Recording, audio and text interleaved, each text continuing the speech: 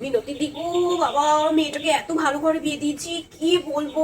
জামাইটা আমার খুব ভালো হয়েছে, খুব ভালো। সারাদিন আমার মেয়েটাকে একটা কাজ করতে দেয় না, ও একেবারে পা তুলে বসে আছে। আর এদিকে দেখো, ঘরে এমন বৌমা এনেছি, একটা কাজ করে না, একটা কাজ করে না। আমার পোড়া কপাল, আমি ছেলের এমন বিয়ে দিলাম গো, আমার কি বাজে বৌমা, কি বলবো বাবা। আমার মেয়ে তো একেবারে জল গড়িয়ে খেতে হয় না, একেবারে বর সঙ্গে সঙ্গে মুখের কাছে জল এনে দেয়। খুব ভালো, আমার খুব ভালো জামাই। আর আমি এদিকে একেবারে রাজার বাড়ির বউ নিয়ে এসেছি। আমার শান্তশিষ্ট ছেলেটা সবসময় জল চাইলে আমার কাছে জল চায়। মা, ও সেদিন মুখের ওপর বলে কি, জলটা নিয়ে খাও। ছি, ছি, ছি, ছি, ছি, ছি, ছি। স্বামীর মুখের ওপর কেউ এরকম কথা বলে বলো? আমার মেয়ে তো এই ছিল 1 মাস এখানে, বিয়ের পরপরই তো এই যে এলো, আর এই তো কাল গেল।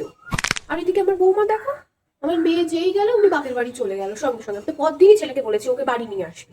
এত বাপের বাড়ি কিসে যাওয়া? হ্যাঁ, কেন? যে বাড়ি বিয়ে দিয়েছে সেটাই এখন ওর বাড়ি, এত বাপের বাড়ি কেন যাবে? বাবা মার সাথে তো একটু সম্পর্কটা কমাতে হবে নাকি?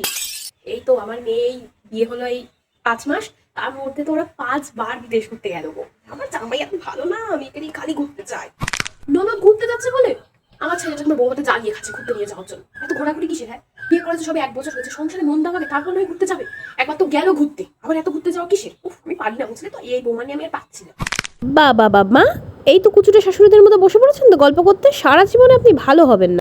এই শোনো বৌমা, একদম বেশি মুখে মুখে কথা না, একদম মুখে মুখে তর্ক না, ঠিক আছে? যাও যাও, কাকিমা এসছে, কাকিমার জন্য চা করো, যাও যাও। উফ,